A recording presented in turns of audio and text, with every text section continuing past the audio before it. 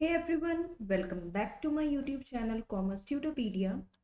ये वीडियो है for CUET 2023 economics and business economics के सिलेबस की। ठीक है, इस वीडियो के अंदर हम इसकी यूनिट 2 पूरी की पूरी कंप्लीट करेंगे, जो कि है कंज्यूमर बिहेवियर एंड डिमांड से रिलेटेड। We have already completed unit 1, जिसका वीडियो ऑलरेडी मेरे चैनल के कीर्ति बैच के अंदर आपको मिल जाएगा। ठीक है, अब क्योंकि ये लंबी वीडियो होने वाली है, इसीलिए मैं शुरू करती हूँ इसका। Don't forget to like share and subscribe commerce tutorial. ठीक है, सबसे पहले हम आ जाते हैं हमारा फर्स्ट टॉपिक, जो कि है कंज्यूमर बिहेवियर के ऊपर। It refers to the phenomena of consumer reaction, ठीक है, reflected in the market through the instrumentality of price by way of preferences and liking. तो कंज्यूमर बिहेवियर किस चीज को बोला जाता है? ये एक ऐसा फिनोमिना है जिसमें कंज्यूमर के जो रिएक्शंस जो है उनको देखा जाता है। ठीक है, बाय वे ऑफ प्राइस, मतलब उनका इंस्ट्रूमेंट क्या है, किसके बेसिस पे? प्राइस के बेसिस के ऊपर उनकी लाइकिंग एंड प्रेफरेंस देखी जाती है। अब यहाँ पर 3 अप्रोचेज है जो कंज्यूमर बिहेवियर के ऊपर है। मैंने बेसिक टू हाई लेवल सारे के सारे पॉइंट्स कवर किए हैं, जो भी इसकी पेरीफेरी के अंदर आता है, इस पर्टिकुलर पॉइंट तक, कुछ भी पॉइंट नहीं छूटे। तो there are 3 approaches to consumer behaviour. पहला was given by Alfred Marshall, जिसको कहते हैं हम लोग कार्डिनल यूटिलिटी अप्रोच। दूसरा है हमारे पास हिक्स एंड एलन का approach, which is also known as ordinal approach. हम इसके बारे में डिस्कस बाद में करेंगे। इसको कहते हैं हम लोग इनडिफरेंस कर्व, पॉल सैमुअल्सन का रिवील्ड प्रेफरेंस थ्योरी। ठीक है, तो यहाँ पर 3 अप्रोचेस थे, ये हमने कवर कर लिए। ठीक है, ये आपको नाम याद रखने हैं कि अभी हम लोग जो कार्डिनल यूटिलिटी अप्रोच पढ़ने जा रहे हैं was given by Alfred martial. आगे आ जाते हैं। अब यूटिलिटी अप्रोच जो है आपको बहुत क्लियरली गिवन है आपके सिलेबस के अंदर। It was given by Marshall, Alfred Marshall, नाम याद रखना है। अब यूटिलिटी क्या होता है? Want satisfying power of a commodity or service is known as utility. Anything that satisfy human wants is said to possess utility. वहां पर उसकी मतलब जरूरत जिसको हम बोलते हैं, उसकी कोई ना कोई वांट सेटिस्फाइंग पावर होती है, उसको हम लोग क्या बोलते हैं? यूटिलिटी। जैसे कि मेरे पास पेन है, अब वो उससे क्या किया, मैं कोई चीज लिख सकती हूँ, तो इस पेन की यूटिलिटी क्या थी कि मैं उससे लिख सकती हूँ, मैं यूज कर सकती हूँ उसको। अब आ जाता है हमारे पास what are the characteristics of utility. It is different from satisfaction. Satisfaction derived may be more or less than the utility. ठीक है, it is different from satisfaction. पहले मैं ये पॉइंट क्लियर कर देती हूँ कि यूटिलिटी क्या होता है, what the consumer expect to get from the commodity, जबकि सेटिस्फेक्शन क्या होता है, जो एक्चुअली उसको मिलता है। तो यूटिलिटी इज द एक्सपेक्टेड, ठीक है, जबकि एक्सपेक्टेशन क्या है? एक्चुअलिटी। तो इसीलिए कहा जाता है कि utility is different from satisfaction. दूसरा है satisfaction derived may be more or less than the utility. So actual जो चीजें होती, जो आपको रियल फील होती है, वो आपकी एक्सपेक्टेशन से कम या ज्यादा हो सकती है। इट इज न्यूट्रल, तीसरा कॉन्सेप्ट है, इट इज न्यूट्रल। न्यूट्रल का मतलब है कि it is free from value judgement, free from value judgements. Okay, now next is utility is not objective, it is subjective. मतलब हर एक इंसान के ऊपर डिपेंड करता है वो। जैसे कि जो स्मोक करते हैं उसके लिए सिगरेट भी बहुत ज्यादा यूटिलिटी प्रोवाइड करवाते हैं, लेकिन जो नहीं करता उसके लिए वो यूजलेस है। ठीक है, अब है मेजरेबिलिटी ऑफ यूटिलिटी। ठीक है, तो the attributes which the commodity posses, है ना, तो मेजरेबिलिटी होती है of utility is cardinally measurable and expressed in numerical terms. ये बात हमें समझ में आ गई? ठीक है, तो ये थी हमारे पास 5 कैरेक्टरिस्टिक्स ऑफ यूटिलिटी। आगे आ जाते हैं अब हम concept of total utility and marginal utility. ये बहुत इंपॉर्टेंट सा कॉन्सेप्ट है यहाँ पे हमारे पास। सो फर्स्ट है total utility, sum of the utilities derived from the consumption of successive units. जैसे जैसे आप कोई चीज का कंजम्पशन करते हैं, है ना, यूटिलिटी कितनी ड्राइव हो रही है उस कंजम्पशन से, उसको हम, उसका अगर हम सम कर दे टोटल, तो उसको बोलते हैं हम लोग टोटल यूटिलिटी। वेयर एज जैसे जैसे आपने एक एक यूनिट का कंजम्पशन बढ़ाया, तो उसके अंदर पिछले वाले यूनिट से इस वाले यूनिट में क्या कितनी यूटिलिटी इंक्रीमेंट हुई है, ठीक है, उसको हम बोलते हैं मार्जिनल यूटिलिटी। अब है basic assumptions for cardinal utility analysis. पहला है रैशनैलिटी ऑफ कंज्यूमर। हमें हर एक थ्योरी का अजम्पशन देखना जरूरी, क्वेश्चन यहाँ से जरूर आ सकता है, ठीक है। तो पहला है रैशनैलिटी ऑफ कंज्यूमर। कहने का मतलब ये है कि हर एक कंज्यूमर जो है seeks maximum satisfaction. Total utility जितनी ज्यादा इंक्रीज हो सकती है उतना ही ज्यादा जो कंज्यूमर है वो हैप्पी रहेगा, ठीक है। और जो रैशनल कंज्यूमर होता है वो सीक करता है maximisation of his satisfaction. The cardinal measurability of utility. अब इसके अंदर क्या होता है कि जो यूटिलिटी है वो क्वांटिफिएबल है, मतलब वो आप उसको मेजर कर सकते हो।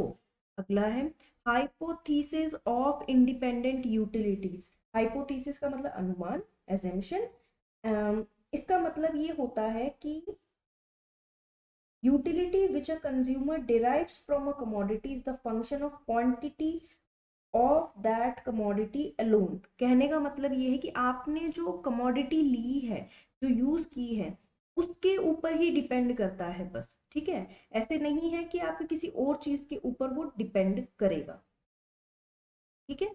अगला marginal utility of money is constant, ठीक है। इसके अंदर ये बड़ा इंपॉर्टेंट होता है, ठीक है। ये क्वेश्चन में हमेशा स्टूडेंट गलत करके आते हैं कि ऐसा होता नहीं है नॉर्मली, लेकिन ये इसके अंदर एक एजम्पशन दे रखा है। अब इसका मीनिंग क्या है? Marginal utility analysis is the constituency of the marginal utility of money.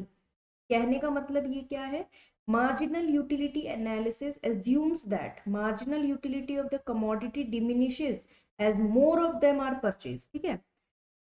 तो जैसे जैसे आप कमोडिटी ज्यादा परचेज करोगे उसकी जो मतलब यूजिबिलिटी वो आपके लिए कम हो जाएगी। जैसे जैसे आप रोटी खाओगे तो दो रोटी के बाद पेट भरने लग जाएगा तो उतनी वैल्यू नहीं रहेगी, लेकिन मनी के साथ ऐसा नहीं होता है। मनी आप जितना भी कंज्यूम कर लो आपका कभी भी उससे यूटिलिटी खत्म नहीं होता, इसीलिए marginal utility of money is constant. Next point, अब इसको ग्राफिकली देख लेते हैं हम लोग। ग्राफिक अच्छा, एक है हमारे पास डिमिनिशिंग मार्जिनल यूटिलिटी। मैंने जैसे अभी आपको खाने का एग्जांपल दिया, आप पहली रोटी खाओगे तो सबसे ज्यादा आपको सेटिस्फेक्शन लगेगा, जैसे जैसे आप कंजिक्यूटिव यूनिट्स बढ़ाते रहोगे तो यूटिलिटी क्या हो जाएगी, उसकी डिक्रीज हो जाएगी। तो इसी को बोलते हैं हम डिमिनिशिंग मार्जिनल यूटिलिटी। अब है हमारे पास ग्राफिकल एक्सप्लेनेशन, मैं एक्सप्लेन करने की कोशिश करती हूँ। ये ग्राफ है हमारे पास जिसमें एक्स एक्सिस के ऊपर हमने क्वांटिटी और वाई एक्सिस के ऊपर हमने यूटिलिटीज को दिखाया है, ठीक है। तो अब टोटल यूटिलिटी क्या बोलती है कि जैसे जैसे आप अपनी यूनिट्स को बढ़ाएंगे तो total utility will increase, eventually it will decrease, ठीक है। लेकिन मार्जिनल यूटिलिटी क्या होता है कि जब आप फर्स्ट, मैं खाने का ही एग्जांपल दे रही हूँ, जब आपने फर्स्ट रोटी खाई होगी उसका जो सेटिस्फेक्शन होगा वो सबसे ज्यादा होगा। It keeps on decreasing as you are consuming more of a unit, और एक टाइम पे जीरो हो जाएगा, और उसके बाद जब टोटल यूटिलिटी नीचे आने लगेगी तो आपकी marginal utility will be in the negative value. Okay, तो ये समझ में आ गया होगा हमारे पास। तो कह सकते हो कि जब टी यू मैक्सिमम पे होता है तब उस समय पे एम यू इज जीरो, और जब टी यू डिक्लाइन करने लगता है हमारे पास तो एम यू बिकम्स नेगेटिव। और भी आप बोल सकते हो जब टी यू इंक्रीज होता है तब एम यू डिक्रीज। तो ये तीन रिलेशनशिप हमारे पास टी यू और एम यू के अंदर होते हैं। आगे पॉइंट पे आ जाते हैं हम लोग। मैंने माइंड मैपिंग के साथ आपको किया, बहुत अच्छे से समझ में आएगा। मैंने कलर्स यूज किए ताकि आप लोग को बोरिंग ना लगे। कंज्यूमर इक्विलिब्रियम के बारे में बात करते हैं अब यहाँ पे। ये भी पॉइंट है हमारे पास। It refers to the situation where there is no tendency to change a consume. देखो, कोई टेंडेंसी नहीं है चेंज करने की, मतलब आपने जितना खर्चा किया ना आप सेटिस्फाइड हो कि भाई मैक्सिमम आप प्रॉफिट करके आए हो। आप जितनी आपके 10 रुपए था उसके अंदर आप 10 चीज 11 चीज खरीद के लेके आए हो, तो उसको क्या बोलेंगे आप? कंज्यूमर इक्विलिब्रियम में है। A consumer is said to be in equilibrium where he has attained maximum total utility। तो अगर हम पीछे वाले ग्राफ पे वापस जाएं तो आपको कंज्यूमर इक्विलिब्रियम कब हो रहा होगा? जब यहाँ पे, जब टी यू वॉज मैक्सिमम, ठीक है। अब आ जाते हैं नेक्स्ट पॉइंट के ऊपर। अब है हमारे पास law developed by utility analysis. अब यूटिलिटी एनालिसिस पढ़ रहे हो तो ये दो लॉज आपको जरूर पता होने चाहिए। आपकी बुक में सिलेबस में दे रखे हैं, वन कमोडिटी और टू कमोडिटी केस दे रखे हैं। तो वन कमोडिटी का मतलब होता है law of diminishing marginal utilities में पढ़ा जाता है इसमें। अच्छा, और जो अगर दो कमोडिटी की बात करें, टू कमोडिटी केस के अंदर हम पढ़ते हैं law of equi marginal utility. ठीक है, अब पहले तो इसके एजेम्पशंस पढ़ने जरूरी है। यहाँ पर हमारे पास होमोजीनियस के बारे में बात करी गई। होमोजीनियस का मतलब क्या होता है? मतलब कि unit of commodity are homogeneous, identical. अगर आप रोटी खा रहे हो, हम रोटी की ही बात करें, ऐसे नहीं मैं रोटी खाते खाते किसी और चीज की बात करने लगूँ। स्टैंडर्ड यूनिट्स मतलब कि भाई एक कप ऑफ टी, मतलब ऐसी चीजें जो हम काउंट कर सकते हैं। बहुत ज्यादा लार्ज के अंदर कोई चीज है उसको नहीं यहाँ पे मतलब लिया जाता। कंटिन्यूस कंजम्पशन होना चाहिए कि एक बार शुरू किया है तो वो चलता ही जा रहा है, तभी आपको पता लगेगा कि उसकी यूटिलिटी घट गई है। No change in taste and fashion. ठीक है, तो ये हमारे पास मेन एजम्पशंस है। अब जो है marginal utility, law of diminishing marginal utility, मैंने एक शेड्यूल के थ्रू समझाने की यहाँ कोशिश करी है। ये है वन कमोडिटी केस। तो जैसे जैसे आप देखेंगे कि हमारे पास unit of commodity is increasing, ठीक है, तो total utility is also increasing. एक पॉइंट आएगा जब वो बराबर हो जाएगा, उसके बाद वो डिमिनिश होने लग जाएगा। तो अभी अब मैंने जो आपको ग्राफ में समझाया कि जितने टाइम तक हमारे पास हमारी टोटल यूटिलिटी वाज इंक्रीजिंग, तो वहां पर हमारे पास जो हमारा मार्जिनल यूटिलिटी है वो डिक्रीज हो रहा होगा। जब वो अपने मैक्सिमम पे होगा तब वहां पर हमारा एमयू क्या होगा? जीरो होगा। और जिस समय पे टोटल यूटिलिटी डाउनवर्ड्स आने लगेगी, हमारी एम ये क्या हो जाएगी? नेगेटिव में हो जाएगी। ठीक है, इसी को हम अगर ग्राफ में देखें तो मैंने एक ही ग्राफ से आपको समझा रखा है। टी यू ये इंक्रीजिंग में है, जब वो घटने लगा तो उस समय पे एम यू हमारा क्या है? जीरो है। ठीक है, अब मार्जिनल यूटिलिटी का जो ये, अच्छा, कंज्यूमर इक्विलिब्रियम का ये जो पॉइंट है वो आप इस इक्वेशन से समझ सकते हैं। ये क्वेश्चन में आता है आपके पास कि आपके पास मार्जिनल यूटिलिटी ऑफ एक कमोडिटी को कैसे डिफाइन करेंगे आप?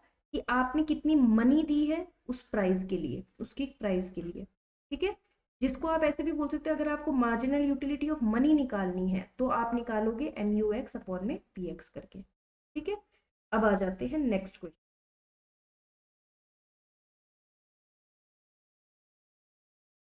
अब है टू कमोडिटीज के बारे में। तो टू कमोडिटीज की जब हम बात करें तो इक्वी मार्जिनल यूटिलिटी पढ़ेंगे हम लोग। उसमें क्या होता है? एम यू एक्स अपॉन में पी एक्स। ठीक है, अगर फर्स्ट कमोडिटी है तो उसको ऐसे निकालोगे, दूसरी कमोडिटी ऐसे, और इसकी सबकी जो मार्जिनल यूटिलिटी है is equal to the marginal utility of money. ये आपके पास हो गया। अब नेक्स्ट टॉपिक पे आ जाते हैं जो कि है हमारे पास मार्केट डिमांड। क्या है हमारे पास?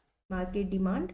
मार्केट डिमांड में डिमांड क्या होती है? It is the relationship between price and quantity that will be purchased at that price. और ये किसने दिया था ये डेफिनेशन? वॉग ने। ठीक है, डिमांड शेड्यूल क्या होता है? ये ऐसा टेबुलेशन है of the quantities of a commodity demanded at a particular point of time at various prices is known as demand schedule। Individual भी हो सकता है डिमांड शेड्यूल, की अगर एक इंसान के डिमांड में कितना फर्क पड़ता है या क्वांटिटी डिमांड में कितना फर्क पड़ता है due to change in price. और अगर हम पूरे मार्केट के अगर कलेक्टिवली बात करते हैं कि when the prices changes, how the demand in the market changes, तब वो मार्केट शेड्यूल हो जाता है। नेक्स्ट हमारे पास है लॉ ऑफ डिमांड। बहुत इजी पॉइंट है, ये स्टैब्लिश करता है। देखो, लॉ ऑफ डिमांड और इलास्टिसिटी ऑफ डिमांड में कुछ डिफरेंस होता है। मैं वो चीज़ क्लियर कर देती हूँ यहीं पर ही, और बाद में फिर बता दूंगी कि लॉ ऑफ डिमांड बस ये बोलता है कि प्राइस जब बढ़ता है क्वांटिटी घटती है। There is an inverse relationship between price and quantity. Whereas जब इलास्टिसिटी की हम बात करते हैं, ये बोलता है कितना, डिग्री के बारे में बताता है कि जब इतना प्राइस बढ़ा तो कितना क्वांटिटी डिमांड डिक्रीज हुआ। समझ में आ गया? तो ये आप देख सकते हैं यहाँ पे डायग्राम में। अब क्यों होता है law of demand? What are the reasons underlying law of demand? तो पहला है इनकम इफेक्ट। क्योंकि जैसे जैसे कोई इनकम इंक्रीज होती है या डिक्रीज होती है तो हमारा क्वांटिटी डिमांड भी चेंज होता है। इनकम बढ़ेगा तो हम ज़्यादा क्वांटिटी डिमांड करेंगे, जब इनकम कम हो जाएगी तो हम कम करेंगे।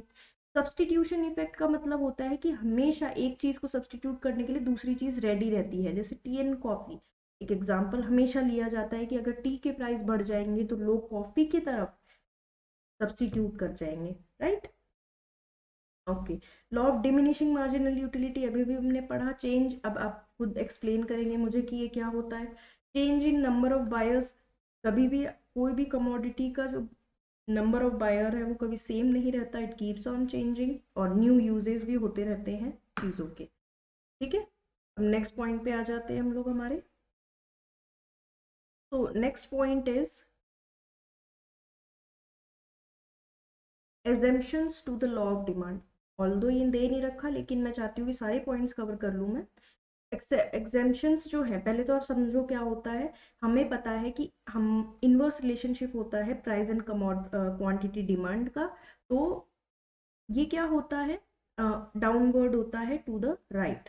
लेकिन आप अगर देखेंगे तो एक्सेप्शन जब होता है तब ये क्या होता है, एक पॉजिटिव रिलेशनशिप एक्सप्लेन करता है। ऐसे कौन कौन से केसेस है जिसके अंदर डिमांड कर्व जो होता है हमारा पॉजिटिव हो जाता है, मतलब इस तरीके से हो जाता है। तो पहला केस है गिफन गुड्स, ठीक है। गिफन गुड्स क्या होता है, it was given bye Giffen, sir Giffen. अब ये जो है यूएसए के अंदर 18 सेंचुरी में हुआ था, पोटैटो और मीट के बीच में, ठीक है। उस समय जो है, इस चीज़ को एक्सप्लेन करती हुई आपको पता होना चाहिए कि इसके पीछे की क्या स्टोरी है, राइट। तो it was given bye Giffen, ठीक है। वो क्या थे, वो फार्मर थे वहां पे। फार्मर होने के नाते उन्होंने ये चीज देखी कि लोगों के बीच में, लोग जो है या तो पोटैटो खरीदते हैं या फिर मीट। जब अगर उनके पास बहुत सारा पैसा होता है ना, तो मेजर पोर्शन ऑफ इनकम जो है मतलब मीट के ऊपर, मीट और पोटैटो के ऊपर, मेजर पोर्शन पोटैटो पे और स्मॉल पोर्शन मीट के ऊपर इन्वेस्ट किया जाता था, ठीक है। Potatoes were cheap but meat was costly. The price of the potato tends to increase consumption of meat, है ना, क्योंकि टेंड्स टू इंक्रीज, उसके कारण क्या होता था, कंजम्पशन ऑफ मीट डिक्लाइन हो जाता था, ठीक है। अब जब लोगों के पास, अगर इसकी प्राइस जब कम हो जाती थी पोटैटो की, तो भी लोग क्या करते थे, तो भी पोटैटो ही खरीदते थे। इवन मीट के प्राइस भी कम होने पे तो भी पोटैटो ही खरीदते थे। तब उनको ऐसे लगा, ठीक है, as a result of this effect quantity of inferior goods purchased falls due to a fall in their prices because the real income of the consumer rises, ठीक है। तो भी he is able to spend, मतलब fall in demand of inferior goods। बात समझ में आई ये चीज हमें, ठीक है। मैं वापस समझा देती हूँ इस चीज को, मैं यहाँ थोड़ा सा बम्बल कर गई हूँ कि इंफीरियर गुड्स के बारे में यहाँ पे बात होती है, ठीक है, कि जैसे ही आपकी प्राइस इंक्रीज होती है, ठीक है, या फिर आप बोल सकते हो कि जब इनकम इंक्रीज होती है, तो गिफन गुड्स का रूल ये बोलता है कि उस समय भी इंफीरियर गुड्स की परचेज जो होती है वो फॉल हो जाती है, जबकि वो तो इंक्रीज होना चाहिए, राइट। तो इसको बोलते हैं हम गिफन गुड्स। दूसरा है prestigious goods of snob value, मतलब जैसे कि आप लग्जरी आइटम्स के बारे में बात कर सकते हैं, ज्वेलरीज के बारे में बात करते हैं। जब उनकी प्राइस इंक्रीज होती है तो उनकी डिमांड भी इंक्रीज हो जाती है, देखा गया है ये चीज़।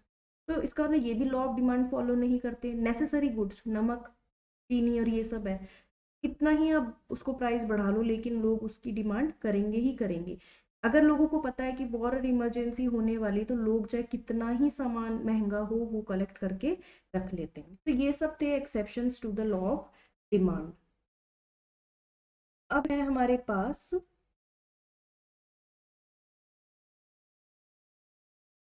ठीक है, अब आपके पास एक पॉइंट दे रखा है, extension and contraction of demand and increase और डिक्रीज इन डिमांड। ये मैंने बोला था कि माइंड मैपिंग के थ्रू बताऊंगी। इसका मतलब क्या है कि जब क्वांटिटी डिमांड चेंज हो जाती है, क्यों, because of change in price and other things remains constant. तो ये जो वेरिएशन है इसको या तो हम एक्सटेंशन या फिर कॉन्ट्रैक्शन बोलते हैं। वापस समझा देती हूँ। Extension and contraction of demand का मतलब होता है कि क्वांटिटी डिमांडेड चेंज हो जाए because of change in price, और इस वेरिएशन को हम या तो एक्सटेंशन या कॉन्ट्रैक्शन बोलते हैं। इसका आप डायग्राम देख सकते हैं कि यहाँ पर नॉर्मल प्राइस था हमारे पास P और उस समय क्वांटिटी डिमांडेड था Q। ठीक है। अब क्या हुआ कि अगर प्राइस इंक्रीज हो जाता है तो क्वांटिटी डिमांडेड डिक्रीज, इसको हम कॉन्ट्रैक्शन बोलेंगे। ठीक है। और अगर प्राइस कम हो जाता है आपके पास तो क्वांटिटी डिमांडेड इंक्रीज, इसको बोलते हैं हम लोग एक्सटेंशन। तो इसका मतलब ये जो होता है इट इज मतलब कि अलोंग द डिमांड कर्व, केवल डिमांड कर्व आगे पीछे नहीं, उसके अंदर ही शिफ्टिंग हो रही है, वो एक ही जगह पे है और प्राइस के कारण हो रही है। वेयर एज अगर price remains constant due to other way determinants जो हम आगे पढ़ेंगे, उनके कारण हमारी क्वांटिटी चेंज के अंदर हो जाए, मतलब quantity demanded change because of other factors, और इन वेरिएशंस को या तो इंक्रीज या डिक्रीज बोलते हैं। इस समय पूरी की पूरी डिमांड कर्व शिफ्ट हो जाती है। जैसे कि अगर आपके पास इनकम जो है इंक्रीज हो गई है ना, तो आप ऑटोमेटिक क्या करोगे, प्राइस को खींच लोगे। आप ज्यादा डिमांड करोगे तो अपने आप प्राइस ऊपर चला जाएगा। इसी तरीके से अगर आपकी इनकम कम हो जाती है तो प्राइस ऑटोमेटिक कम हो जाएगा, डिमांड कम हो जाएगी क्योंकि। तो इसे ही हम क्या बोलते हैं, increase and decrease in demand बोलते हैं। ठीक है। आगे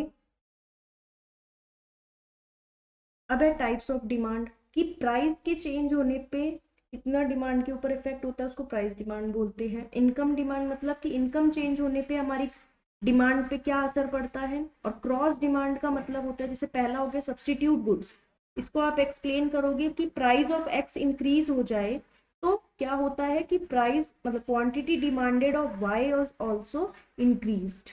कॉम्प्लीमेंट्री गुड्स की अगर हम बात करें तो इसमें अगर एक की प्राइस इंक्रीज होती है तो क्वांटिटी डिमांडेड ऑफ वाई दूसरे वाले प्रोडक्ट कम हो जाता है। ठीक है। इसके ऊपर अगर कोई भी डाउट हो तो आप मुझे कमेंट बॉक्स में कमेंट कर सकते हैं, फिर समझा दूंगी। अब आ जाते हैं डिटर्मिनेंट्स ऑफ डिमांड, कितने कंज्यूमर्स है। दूसरा इनकम लेवल क्या है, क्या सब्स्टिट्यूट्स है कुछ उसके, अगर नहीं है तो उसका अलग असर होगा।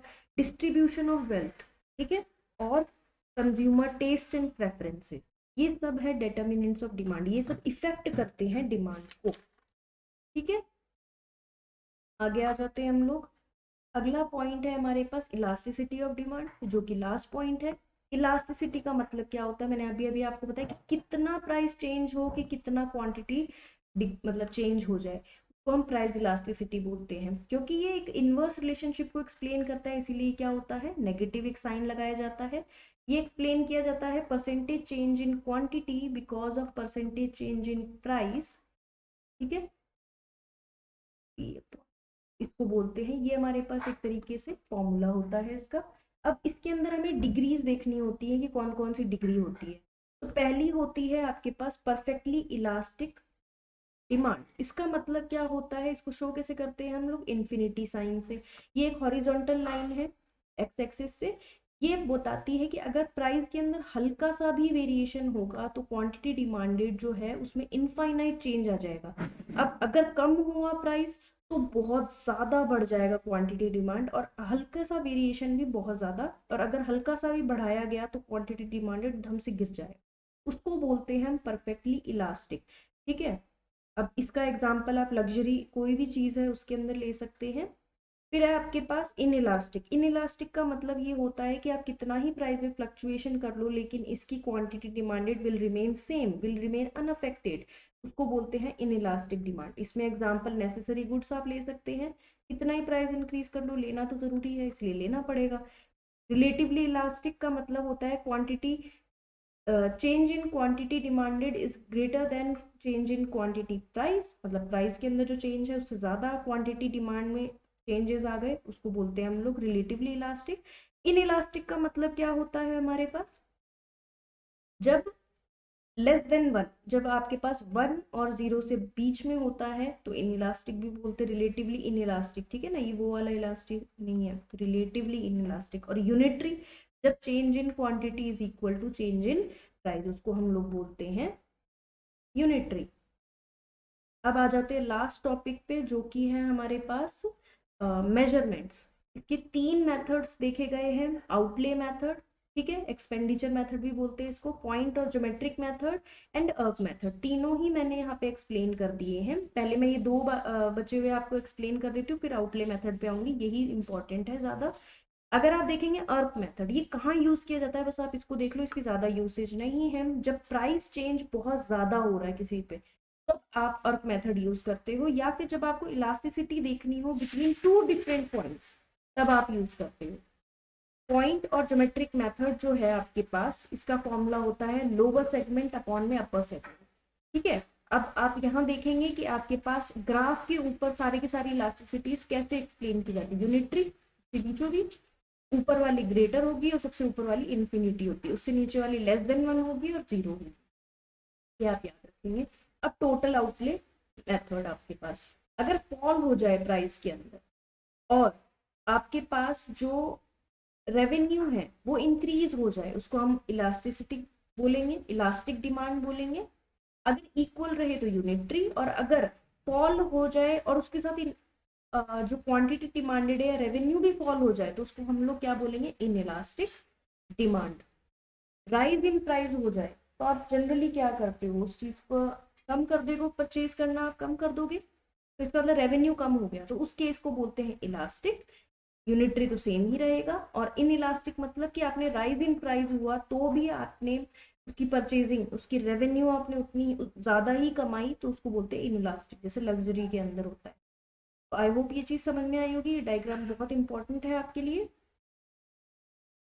तो या गाइस, ये था आपका पूरा का पूरा यूनिट 2, जो कि मैंने कंप्लीट कर दिया है। आई होप ये वीडियो आप पूरा देखेंगे, और कोई भी डाउट हो आप उसको मुझे कमेंट बॉक्स में कमेंट कर सकते हैं। ये मैंने केवल 26 मिनट्स में आपका यूनिट 2 कंप्लीट कर दिया। फिर आऊँगी मैं यूनिट, अब आपकी नेक्स्ट जो भी है आपका नेक्स्ट क्या होगा, इसके अंदर 1 तो हमारी खत्म होगी, 2 अब मैक्रो इकोनॉमिक्स शुरू करनी है, यूनिट 3 हमारे पास, जिसके अंदर नेशनल इनकम और रिलेटेड एग्रीगेट्स हम उसमें पढ़ेंगे।